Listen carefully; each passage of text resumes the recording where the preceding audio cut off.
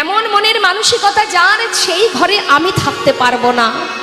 বেশ, কোনোদিন তোমার সম্পদের এক কোনাও কাউকে দান করব না, যতদিন আমি নিজে রোজগার না করব।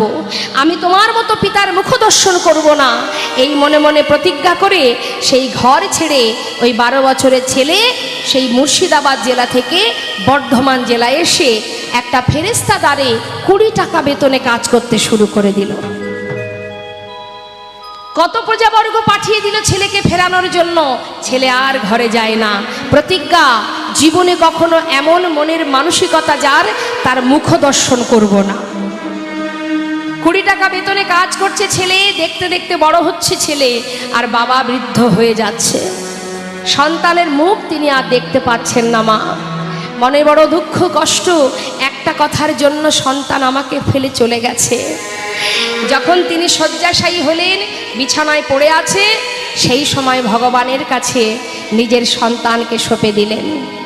দয়াময়, একদিন একটা কথা বলাই, আমার সন্তান আমাকে ত্যাগ করেছে, মৃত্যুর আগেও আমি তার বদন দেখতে পাবো না, তাই তুমি তো দয়াল, আমি ছাড়া আমার সন্তানের আর কেউ নেই। তাই আজ চলে যাওয়ার আগে অন্তর থেকে তোমায় জানিয়ে রাখি প্রভু, আমার সন্তানকে তুমি দেখো, আমি তোমার চরণে সঁপে দিলাম। রক্ষা করো হে তুমি হে ভগবান, এ জগতে সবই কিছু তোমারই তো দান।